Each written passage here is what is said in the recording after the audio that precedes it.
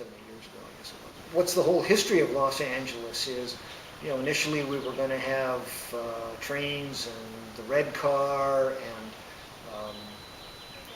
service all throughout the city, and then I realize the history gets questionable about, my wife's the history major,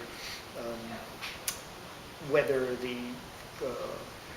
automobile companies wound up buying the mass transit lines, the red line and things like that, and then basically putting them out of business so they and the gas companies could sell more cars and gasoline. It's the law of unintended consequences. Get on the freeway, and how many cars have got one person in them?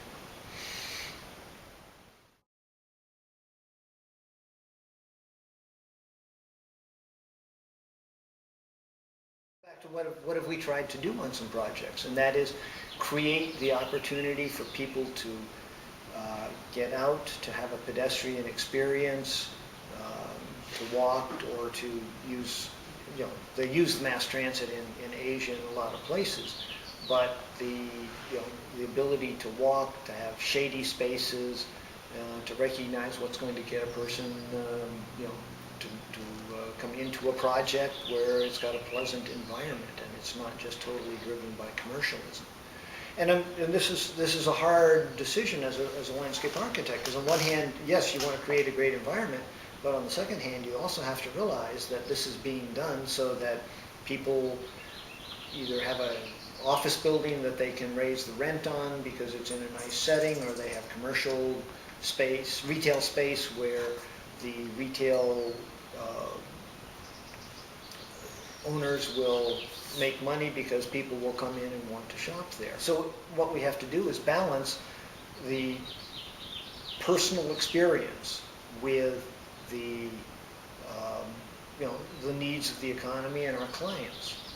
We're not going to change property ownership. We're not going to say, come in with a lot of eminent domain claims and tear down existing things to build new things unless there's some economics behind it. So you have to recognize the economics. Then what you have to do is do the best job you can within those parameters.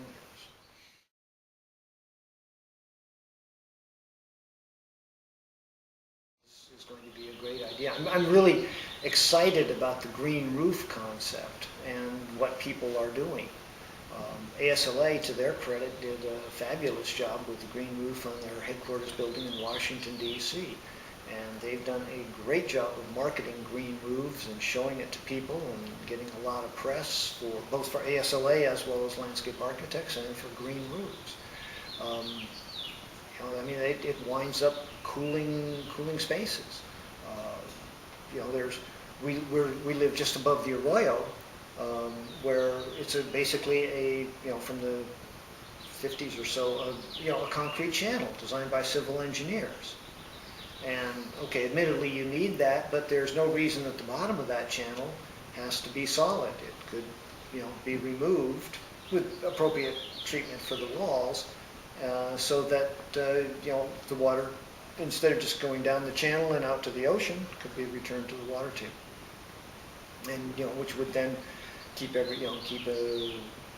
healthier environment all around, get more, and I'm really simplifying, but basically just the more green we can add, the cooler the environment is going to be, the more pleasant.